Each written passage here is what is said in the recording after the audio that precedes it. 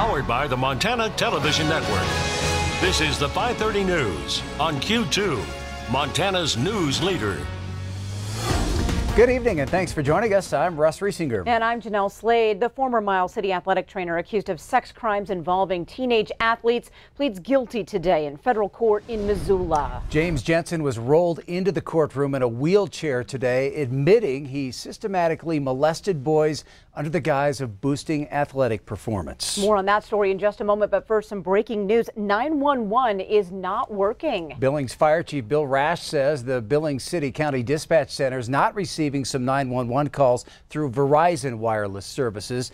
Now, Rash says Verizon is working on a solution. If you are unable to make contact with the 911 center, immediately call 406-657-8200 to report your emergency.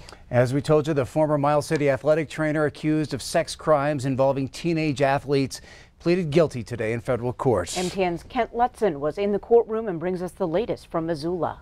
That's right. Former Miles City athletic trainer James Jensen appeared in federal court on Tuesday in Missoula, where Judge Dana Christensen accepted his guilty plea of using the internet to coerce and entice underage boys for sex. On Tuesday, James Jensen, 79 years old, wearing an orange jumpsuit, was pushed into the courtroom using a wheelchair. This is where he pled guilty to using the internet to develop a so-called program, a system he used to coerce 100 young male athletes into sexual acts. Jensen made them believe it would increase their physical performance. Jensen says he received all these teachings from the internet. In the early part of Tuesday's hearing, Judge Dana Christensen spent a majority of the time going over Jensen's mental capacity, his understanding of the plea change from not guilty to guilty, making sure Jensen was aware of what was happening and the charge against him. Later, the defense picked apart the prosecution's criminal complaint. Jensen admitted to one case of oral sex, but denied digital penetration. Jensen added he has no recollection of phone calls with young boys about the program, but did keep some sort of logbook. He also says he doesn't remember inappropriate hernia checks on young wrestlers in Watford City, North Dakota. Yet one sexual abuse survivor recalls that interaction. However, Jensen does admit to doing hernia checks in Miles City. Despite the objections, both the prosecutors and the defense agreed there was enough evidence to move forward with the guilty plea.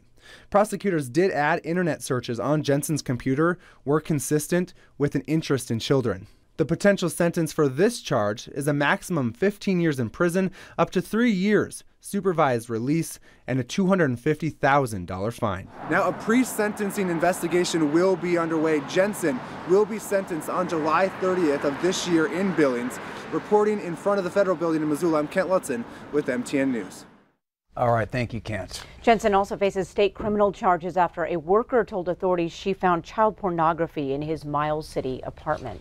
Other news tonight, Northwestern Energy, the state's largest electric and gas utility, is in the middle of its first major electric rate case in 10 years. The company now asking regulators to approve a 7.4% increase for its 300,000 residential users and a small increase for its 67,000 business customers. But the rate case is not without controversy. As MTN's Mike Dennison reports, the cost and future of Northwestern's share of the Colstrip 4 power plant has become a flashpoint. Last month, environmental groups and other parties in the rate case submitted written testimony on the coal-fired power plants in Colstrip.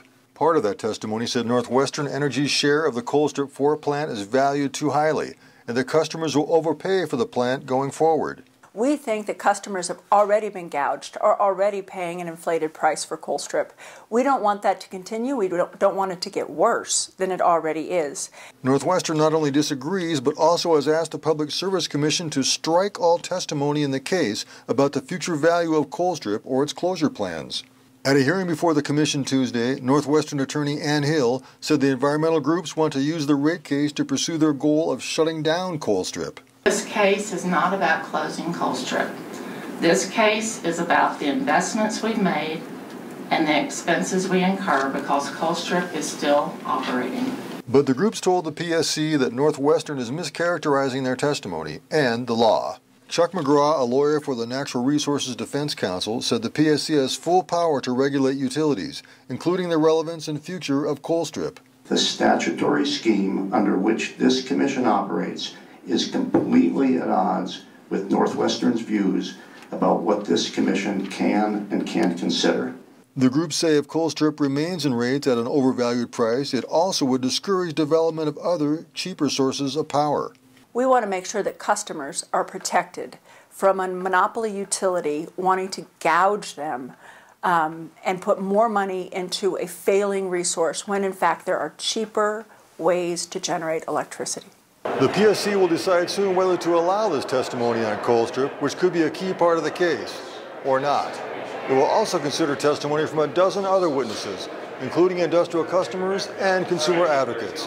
Reporting from Helena, Mike Dennison, MTN News.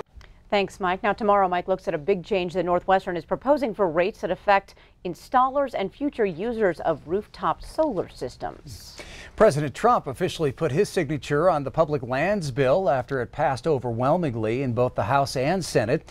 Montana U.S. Senator Steve Daines was there for the ceremony at the White House, calling it a big day for Montana and a big day for America. Of course, what we see from this bill will be a key win for LWCF, allowing permanent reauthorization now, which brings together certainty where there was uncertainty about whether or not Congress would reauthorize the program. It's now permanently reauthorized.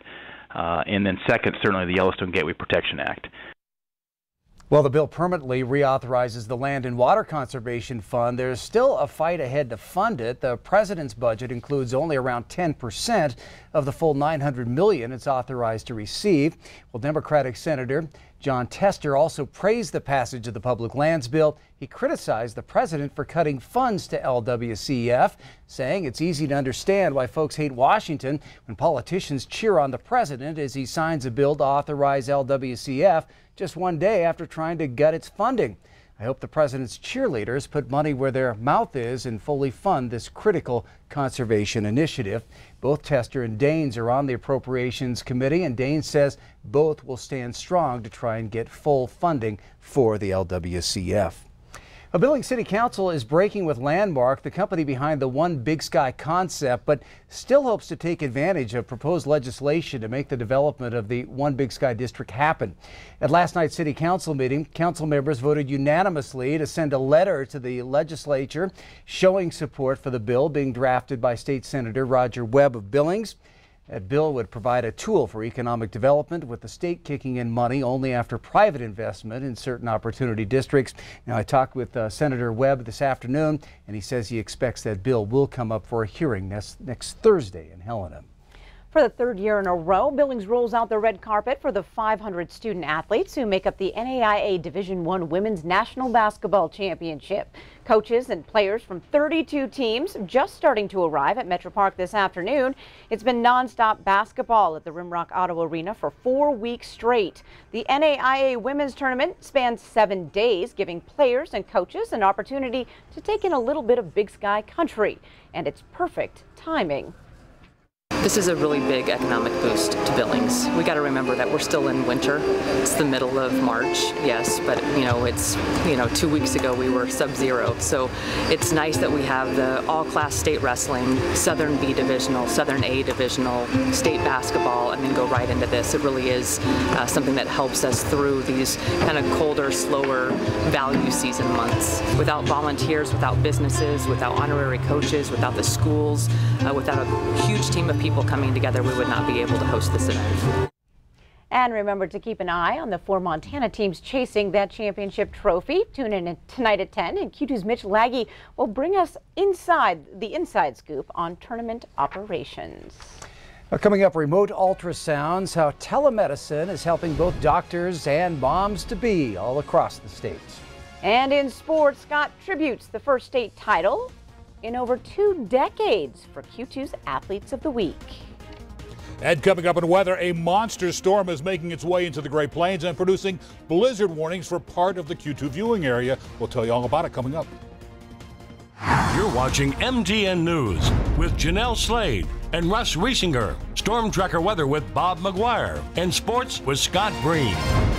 This is the 5:30 news on Q2, Montana's news leader.